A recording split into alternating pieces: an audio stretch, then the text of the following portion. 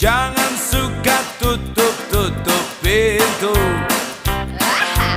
Walau kamu pernah patah hati. Baik, selamat pagi, salam sejahtera buat kita. Di sini kelompok 2 akan melakukan presentasi survei pelaksanaan asesmen mata pelajaran PJOK di sekolah SD Negeri 066050 Medan. Di sini saya Meni Madan Tampila sebagai moderator. Teman saya Alat hiburan saya Ginting. saya Maria Sinaga. Saya Polri Lubis. Baik, dari penjelasan sebelumnya teman-teman telah menjelaskan apa itu tentang bagian teori, daftar isi, sehingga guru kami hanya akan menjelaskan 3 jenis asesmen pembelajaran sebagai berikut yang akan dibacakan oleh alat Indonesia Ginting. Pada alat silakan. Pertama, asesmen diagnostik merupakan penilaian asesmen kurikulum merdeka yang dilakukan secara spesifik dengan tujuan untuk mengidentifikasi atau mengetahui karakteristik, kondisi kompetensi, kekuatan, kelemahan model belajar serta didik sehingga pembelajaran dapat dirancang sesuai dengan kompetensi dan kondisi peserta.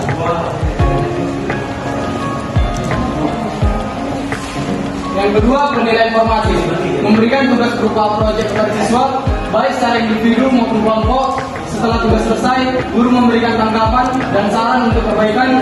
Penilaian sumatif melakukan kuis atau ujian harian untuk mengukur pemahaman siswa terhadap materi yang sudah disampaikan. Yang ketiga, penilaian sumatif kurikulum merdeka dilaksanakan untuk memastikan tercapaian keseluruhan tujuan pembelajaran. Asesmen sumatif kurikulum merdeka dilaksanakan pada fungsi proses pembelajaran atau dapat dilaksanakan terus pada 2 atau lebih tujuan pembelajaran.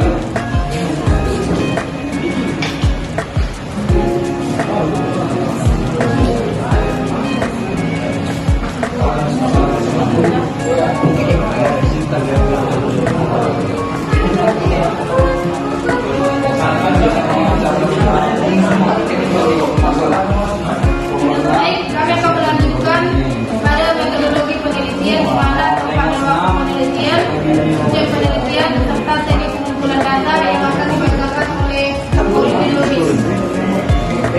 Jadi tempat wawancara kami itu di SD Negeri 0660 Medan.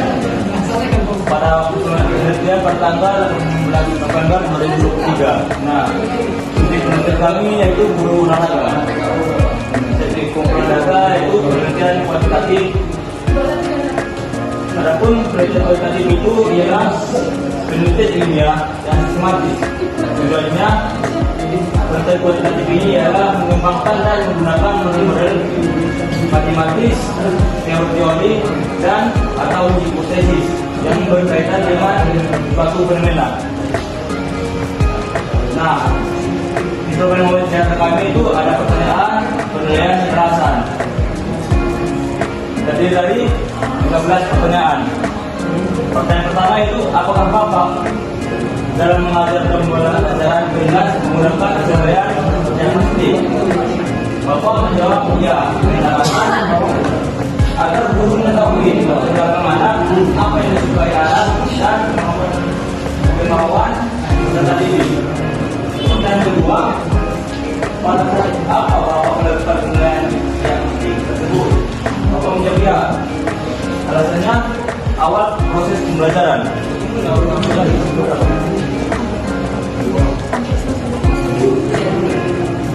Ketiga, alat apa saja yang Bapak sediakan untuk melakukan penilaian tersebut? Bapak menjawab, ya, dengan alasan angket dan wawancara. Keempat, apa yang menjadi penghalang atau hambat Bapak dalam melakukan penilaian diagnostik?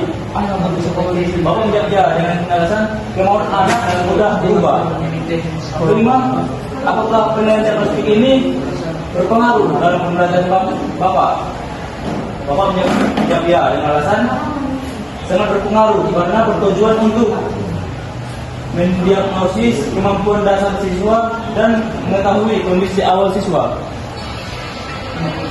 Selanjutnya dibawakan oleh bagian siswa. Pertanyaan yang ke-6, apakah Bapak dapat mengajar pembelajaran PENDES menggunakan penilaian formatif? Beliau menjawab, iya. Alasannya, kadang-kadang karena nilai harganya sudah ada.